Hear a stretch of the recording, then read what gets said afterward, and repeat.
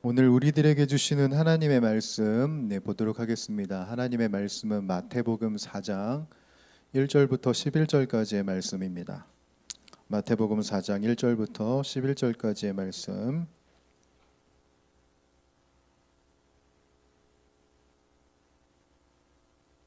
우리 이 말씀을 제가 한 절 그리고 여러분들이 한 절 교독하고요. 그리고 마지막 11절은 함께 읽도록 하겠습니다. 그때에 예수께서 성령에게 이끌려 마귀에게 시험을 받으러 광야로 가사 40일을 밤낮으로 금식하신 후에 줄이신지라. 시험하는 자가 예수께 나와서 이르되 내가 만일 하나님의 아들이여든 명하여 이 돌들로 떡덩이가 되게 하라. 예수께서 대답하여 기록되었으되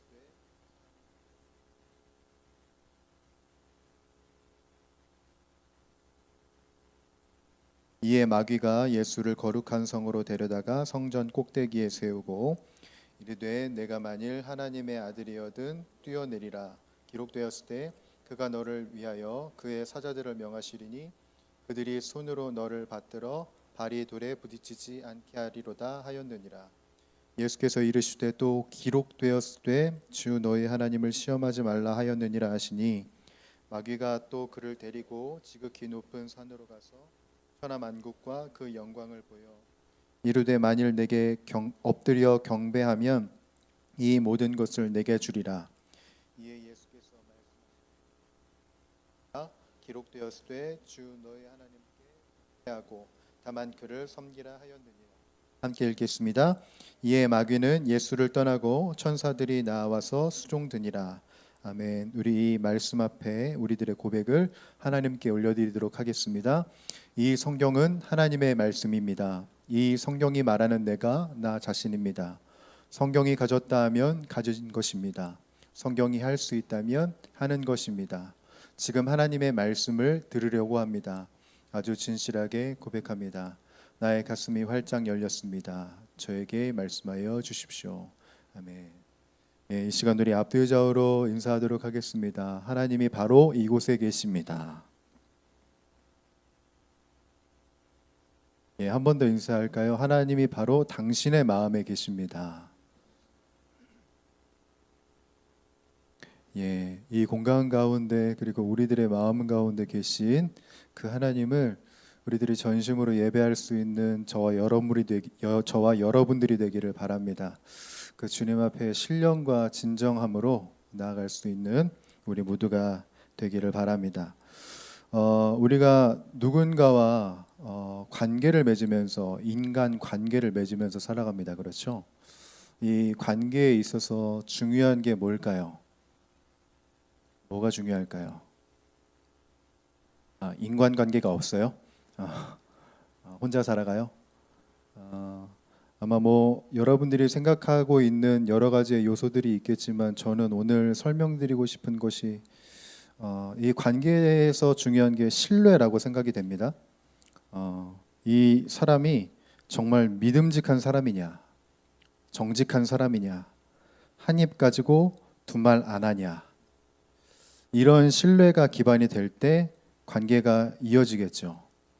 나와 이제 친한 그 사람, 나와 관계하고 있는 그 사람이, 그 상대방이 아무리 달란트가 많을지라도 돈이 많을지라도 신뢰가 없으면, 이 관계 안에 신뢰가 없다면 결국은 멀어지게 되고 깨어지게 되겠죠.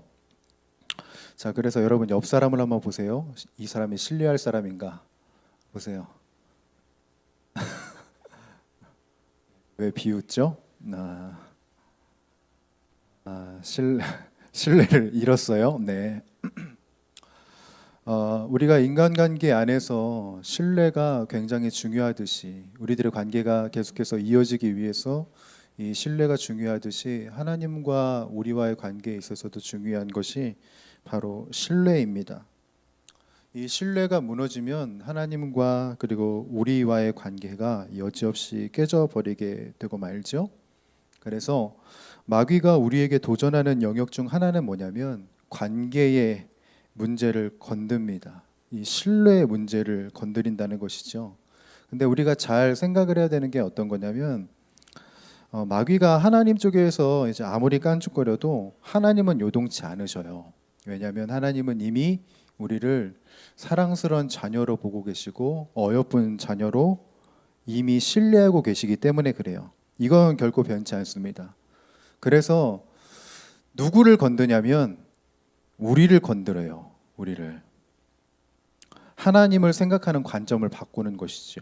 이 관점을 바꾸기 위해서 사탄이 이용하는 재료는 뭐냐면 굉장히 여러분들 아이러니하게 생각할 수도 있겠지만 말씀을 이용합니다. 말씀을 이용해서 하나님과 나와의 그 신뢰의 관계를 깨뜨리게 해요. 그런 신뢰를 잃게 만든다라는 겁니다. 저희가 지난번에 이제 4장의 말씀을 계속해서 나누면서 이제 뭘 봤냐면 예수님께서 아무것도 없는 그 광야에서도 기도하셨다고 저희들이 이야기를 나눴고 말씀을 들었습니다. 아무것도 없는 그 상황 속에서 하나님의 아들이신 그 예수 그리스도는 그 광야를 떠나실 수도 있었지만 기도를 하셨다고 이야기했죠. 왜 기도를 하셨냐? 나를 이곳에 보내신 하나님의 뜻을 확증하기 위함이고, 그리고 어떠한 상황 속에서도 나는 하나님의 말씀을 기준으로 살고 있는 자녀다라는 것을 본을 보이기 위함이셨어요.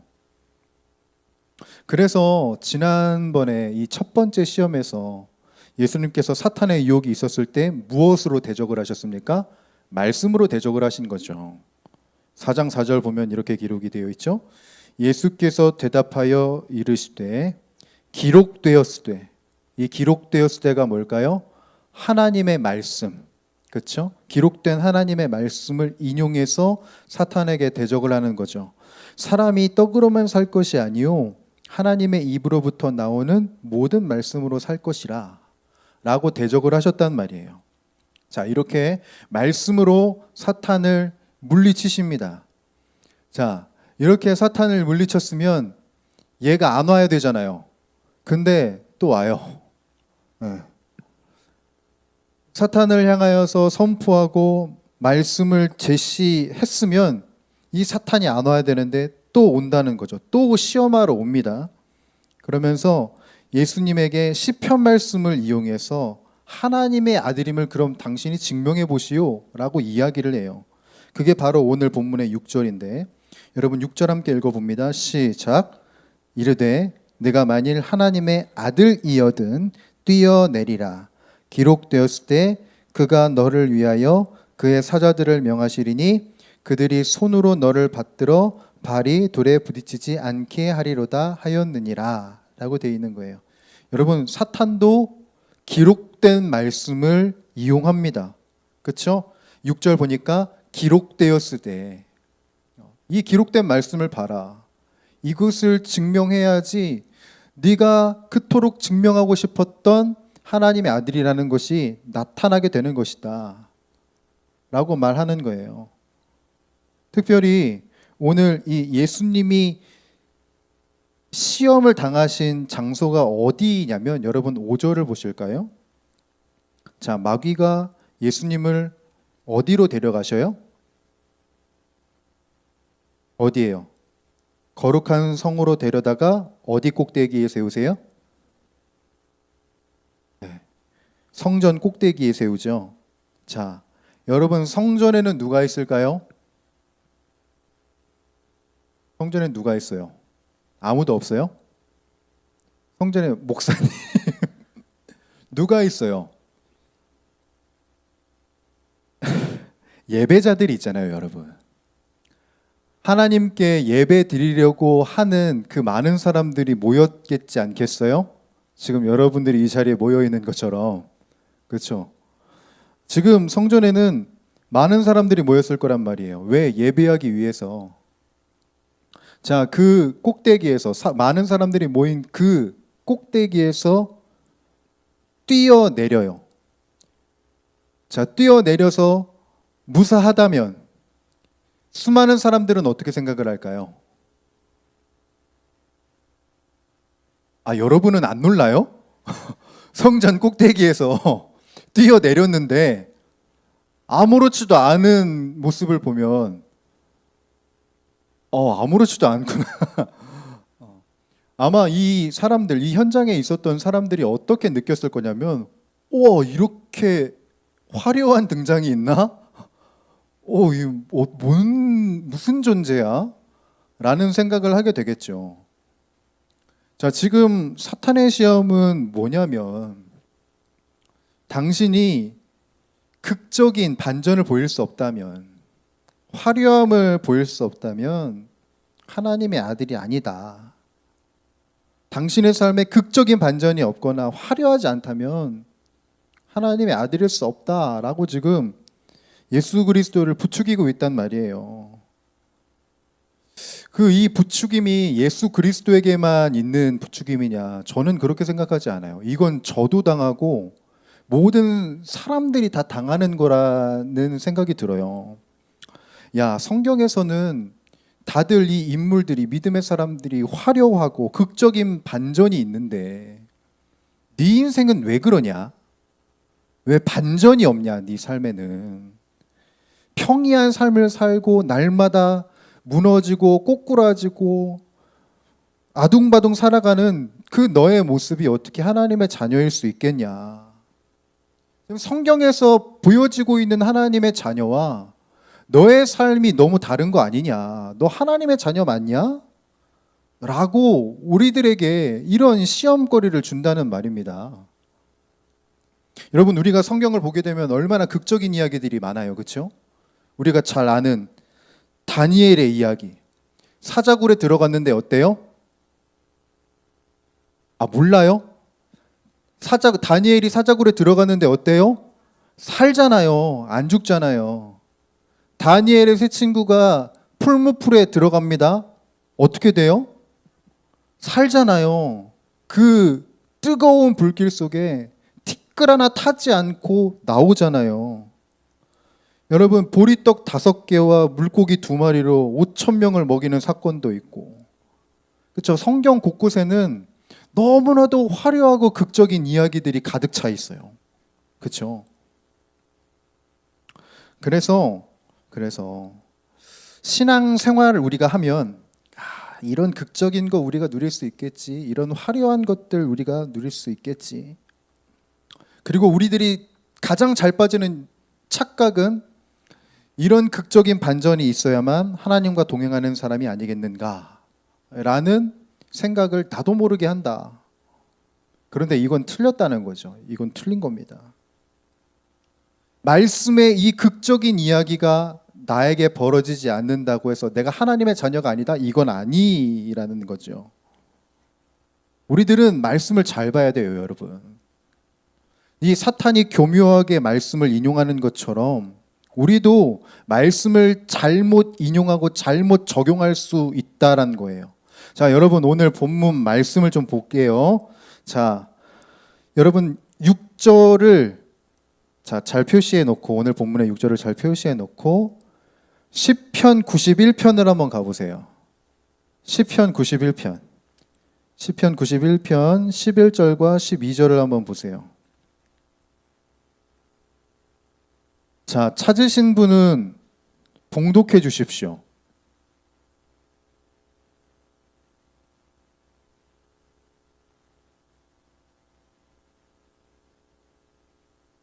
네.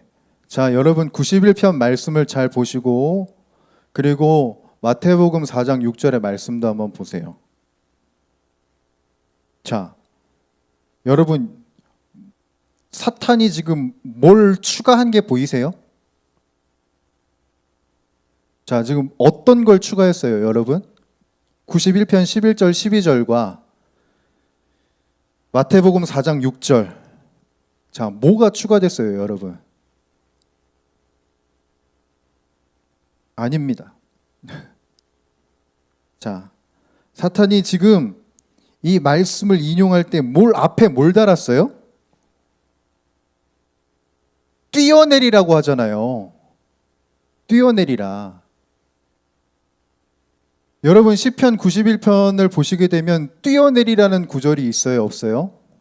안 보일 겁니다. 없어요. 없는 겁니다. 지금 이 시편 11절, 12절 앞뒤를 다 문맥을 살펴봐도 뛰어내리라는 구절은 없습니다. 없어요. 하나님이 이 시편 91편을 주셨을 때 어떤 심정으로 주셨냐면 이것이에요. 이 시편을 통해서 말씀하고 싶은 게 경건한 자의 발걸음을 내가 보호하겠다라는 거예요.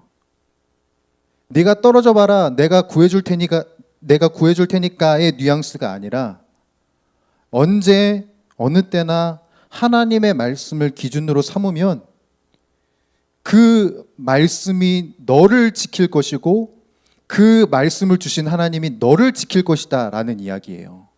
그러니까 뛰어내리란 말이 아닙니다. 너의 삶 속에 말씀을 붙들고 기준으로 삼으면 그 말씀이 너를 보호하고 지키겠다는 말인 거예요. 그런데 사탄은 이 언약의 말씀을 어떻게 바꾸냐면 화려함과 극적인 것에 초점을 맞추게 만들어요.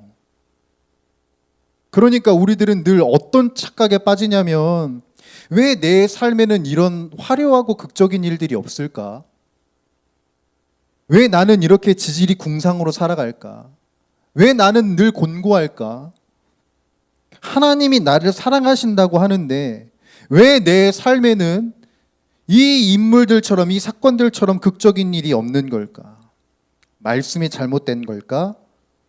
하나님의 말씀에 효력이 없는 걸까? 하나님이 신뢰할 만한 분이 아니신가? 이런 생각들이 꼬리에 꼬리를 물게 되면서 어떤 일이 벌어지냐? 하나님과 나와의 관계에 의심이 가게 돼요. 그리고 결국은 어떻게 도달하게 되냐면 신앙생활 했는데 별거 없네. 하나님 믿어도 뭐 아무것도 없네. 이게 무슨 하나님의 자녀야? 라는 식으로 결론을 내려버리게 된다는 거죠. 자, 저는 우리 모든 예배자들이, 특별히 우리 에바다 청년들이 무엇을 깊이 좀 품었으면 좋겠냐면 여러분들 말씀을 진짜 깊이 새겼으면 좋겠습니다. 여러분들이 그러니까 단순히 성경을 볼 때에 화려함과 극적인 일에만 초점을 맞추는 게 아니라 우리들이 곤고한 그 상황 속에서도 분명히 동행하시고 우리들을 선한 길로 인도하시는 주님을 바라볼 수 있는 그 영적인 시야가 저와 여러분들에게 있기를 간절히 소원해요. 여러분, 하나님은요, 내가 화려해 보이는 순간에 함께 하십니다. 그리고 동시에 내가 초라해 보이는 순간에도 함께 하시는 거예요. 하나님의 능력은 내가 화려할 때 드러나는 것이 아니에요. 하나님의 능력은 내가 초라한 순간에도 능력으로 드러나게 돼요. 내 인생의 지극히 평범한 순간, 밑바닥인 그 순간 속에서도 주님은 그 가운데서도 함께 하시고 은혜의 길을 우리들에게 만들어 가시는 겁니다. 그래서 마태복음을 열면서 예수 그리스도를 뭐라고 말해요? 임마누엘이라고 말하잖아요. 하나님이 우리와 함께 하신다. 특정한 상황 속에서만 하나님이 우리를 사랑하시고 우리들에게 능력 주시는 것이 아니라 우리들은 이미 자녀로 부르심을 받았고 택정함을 받은 존재이기에 그렇기에 주님의 능력은 우리들에게 늘 머물러 있다. 초라해 보이는 순간 이때 하나님의 능력이 없는 건가? 아니요. 그때 푸른 초장과 쉴만한 물가로 이미 인도하고 계시는 하나님의 계획과 하나님의 그 섭리가 있습니다. 내 자녀를 배불리 먹이시고 강건케 하시고자 하는 하나님의 그 크신 능력과 은혜가 분명히 존재한다라는 것이죠. 그래서 우리가 이 주어지고 맡겨진 이 삶, 사실은 열매가 맺어지지 않는 것 같고 뭐 하나 제대로 된 것이 없는 것처럼 보여지고, 죄송합니다. 제가 그래요. 여러분들은 모르겠어요. 그러나 그러한 상황을 걸어갈지라도 주님은 늘 우리들에게 은혜를 주시며 우리들에게 능력 주시는 아버지시다.